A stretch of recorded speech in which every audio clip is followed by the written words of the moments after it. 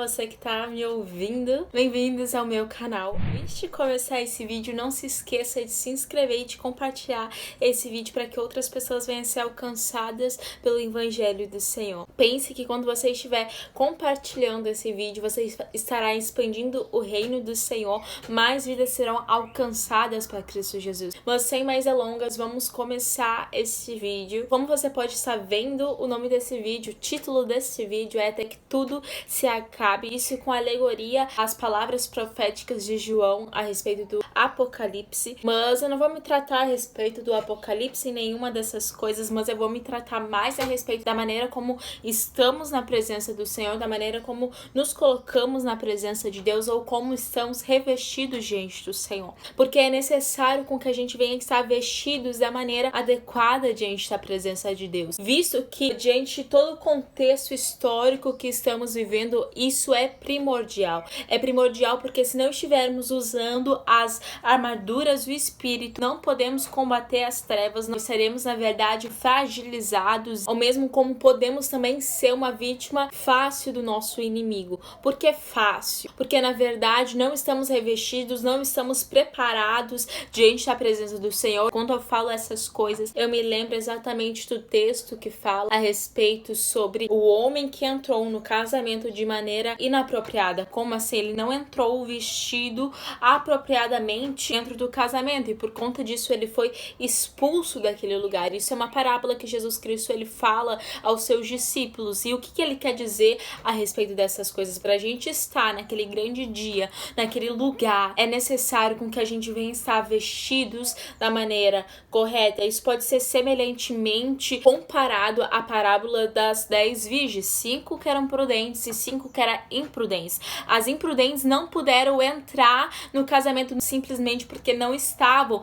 preparadas. Agora, não é mentira para ninguém que em torno de gerações em gerações, em torno de 2021 anos, os cristãos eles têm proclamado a mensagem de Jesus Cristo. Ele vai voltar à terra e vai levar os seus junto para com ele. Quando falamos essas coisas, a gente está falando a respeito sobre o arrebatamento. Mas na verdade, quando pensamos a respeito de Apocalipse, isso traz um medo tanto para os crentes como para os descrentes. Para os descrentes, o medo da condenação, e para os crentes a mesma coisa. Acreditam talvez que não estejam da maneira correta diante do Senhor. Mas quando a gente ouve a respeito do Apocalipse, não é motivo algum para temermos, mas é motivo para a gente ter esperança. Mas só podemos entender essas coisas quando entendemos a respeito da graça do Senhor e do plano de salvação dele para cada um de nós. Mesmo passo que muitos têm medo da volta de Jesus, outros fecham os ouvidos para essa mensagem. Mas ao refletir a respeito desse texto, eu consigo chegar à conclusão que existe 3 motivos para essas pessoas fecharem os ouvidos dela para o Senhor.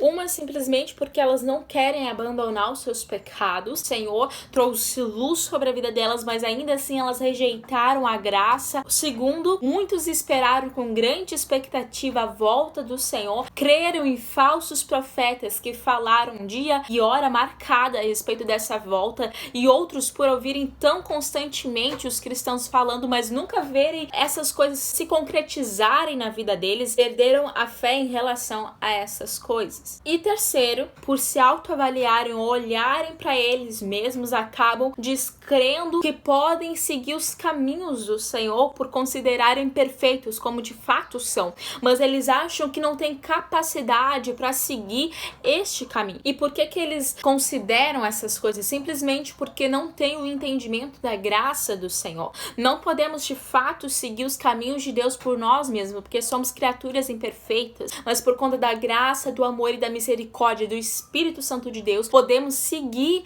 esse caminho. E é exatamente porque deixamos de crer na graça do Senhor Jesus Cristo que às vezes tememos a volta do Senhor. A palavra de Deus fala que a salvação ela vem pela fé no Senhor. Agora, o que essas coisas elas se encaixam com estar revestido revestidos na presença de Deus. Porque, na verdade, crer na graça do Senhor Jesus Cristo nos faz agir de acordo com a vontade de Deus. Então, muitos hoje eles pregam a respeito somente da graça de Deus, e podemos dizer que é a teologia da hipergraça, mas removem a parte do arrependimento. Deus, ele não quisesse que a gente vivesse uma vida de santidade, ele não falaria para nós, Romanos capítulo 13, versículo 13, para a gente se afastar das nossas más obras e nos revestirmos das armaduras da fé. Entenda que o amor ao Senhor nos vai viver uma vida de devoção diante da presença dele. É à toa que ele fala a Timóteo, em 2 Timóteo, capítulo 2, versículo 15, seja como um obreiro que não tem nada que se envergonhar quando Deus avaliar o seu trabalho. Talvez você que esteja me ouvindo aqui agora não tenha aceitado Jesus Cristo. O Senhor, ele quer que você siga os seus caminhos, mas você não vai seguir com as suas próprias forças. O Senhor, ele vai te ajudar. O Senhor, ele vai te capacitar a seguir na presença dele. O próprio apóstolo Paulo, ele fala em 1 Timóteo, capítulo 1, versículo 12, o seguinte: sou muito grato a Cristo, nosso Senhor, por ter me escolhido para ser um de seus mensageiros e por ter me dado forças para ser fiel a ele. Embora eu costumasse zombar do nome de Cristo, persegui o seu povo, causando-lhe todo o mal que podia. Mas Deus teve misericórdia de mim, porque eu não sabia o que eu estava fazendo, pois na época eu ainda não conhecia a Cristo. O apóstolo Paulo, quando ele não conhecia Cristo, ele costumava zombar do nome do Senhor, ele costumava perseguir o seu povo. Mas quando o Senhor, ele se apresentou a ele, ele teve a consciência de que ele precisava mudar de vida, ele teve consciência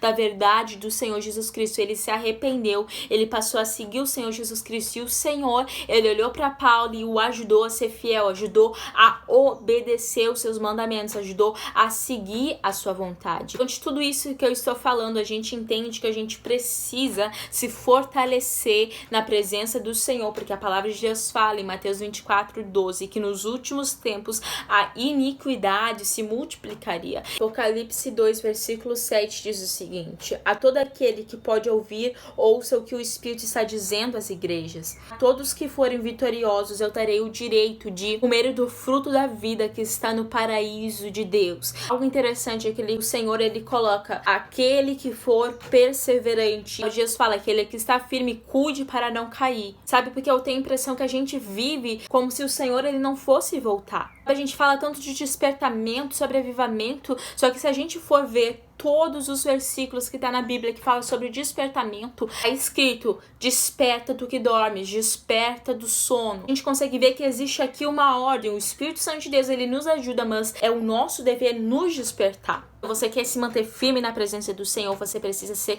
vigilante na presença de Deus. Amém? Deus abençoe você, que você seja uma bênção a todas as pessoas que estiverem ao seu redor.